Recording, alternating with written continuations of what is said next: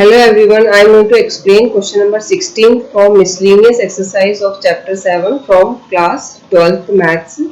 So here question number 16 is we have to prove the Rolle's theorem for the following functions. So first we'll start by the A part. A part is fx is equal to bracket x minus 2 root x and where x belongs to closed interval 0 to 2. So we have to prove the Rolle's theorem. So Rolle's theorem basically depends on the three conditions. The first condition is the given function should be continuous in the closed interval, given function should be differentiable in the open interval, and function's value at lower limit and function's value at upper limit should be equal. If any function is satisfying these three conditions of Rolle's theorem, then there must exist a point which belongs in the closed interval where f dash c is equal to 0. C is that point. Once again I am repeating what is Rolle's theorem. Rolle's theorem has three conditions. The first condition is function should be continuous in the closed interval. Second condition, function should be differentiable in the open interval. Third condition, function's value at lower limit is equal to function's value at the upper limit. If any function is satisfying these three conditions, then Rolle's theorem says that there must exist a point C belongs in the open interval where f dash c is equal to 0. So we'll start to prove these conditions first one by one. We'll check whether the function is satisfying these three conditions or not. So first we'll start first condition of Rolle's theorem, that is continuity condition. So first I wrote the given function. Now since this given function is not a polynomial because of this root x, that's why we have to check whether the function is well defined and has the unique value for each x belongs between the closed interval 0 to 2. So students, we have to check whether for any value of x it is infinite or not. So students, if orally you will check, if you substitute any value from 0 to 2, we are not going to get infinity. That's why it is well defined, means it's finite, because we are not going to get infinity value for any value of x which belongs from 0 to 2. And then we have to check whether it is unique or not. Means we have to check, is there any data of x which will give us the same values of the function.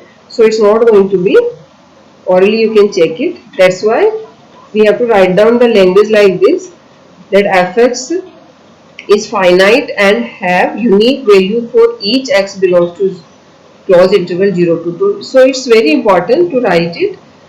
You have to write these statements only when you have to mention that it's continuous or not. If the function is not polynomial, that time you have to check whether it's finite or has unique value or not.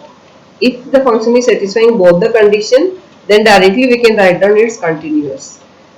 So like this we have to check the continuity. Now since the function is continuous, so we will move to the second condition, that is differentiability. So first I wrote the fx, then f dash x means first order derivative. I differentiated in the function with respect to x. So when we differentiate the function with respect to x, here it's a product of two functions. So one by one we will differentiate both the function. First I differentiated the bracket. So bracket differentiation, x differentiation is 1 and 2 differentiation is 0, root x as it is. Then bracket x minus 2 as it is, and root x differentiation by x to the power n formula we will obtain like this, half x n minus 1. Then x differentiation by chain rule is 1. Now we will simplify first it.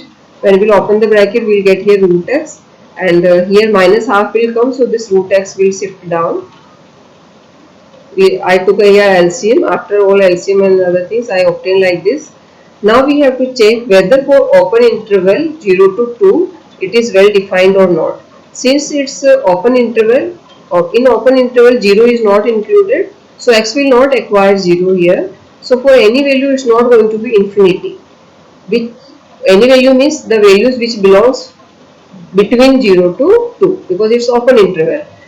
So it's not going to be infinity. That's why f dash x is well defined for the x which belongs between the open interval 0 to 2.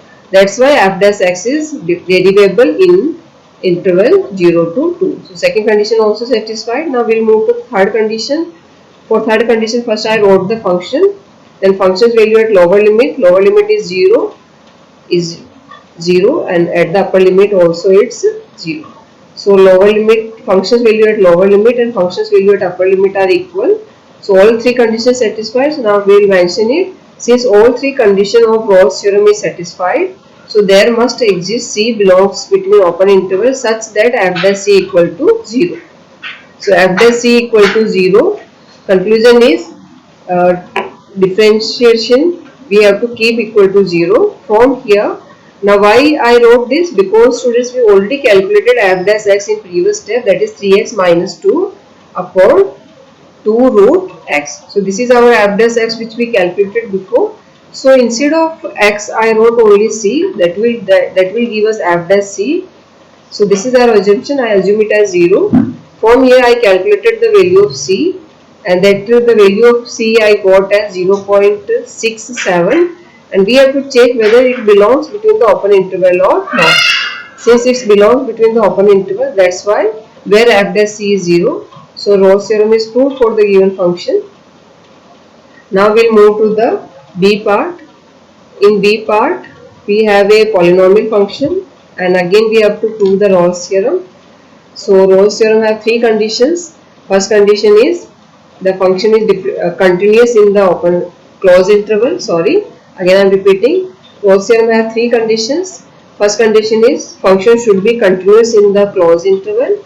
Second condition, function should be differentiable in the open interval. Third condition, function's value at lower limit should equal to the function's value at the upper limit.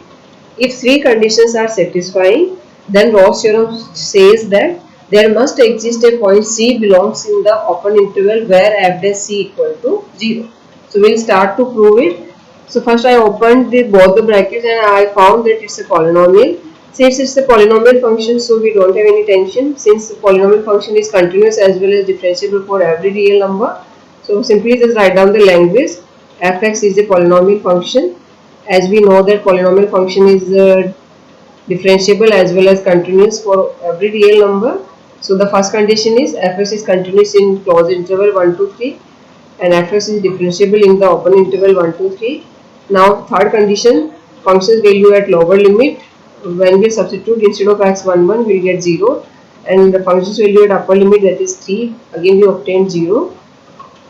So function's value at lower limit is equal to function's value at the upper limit.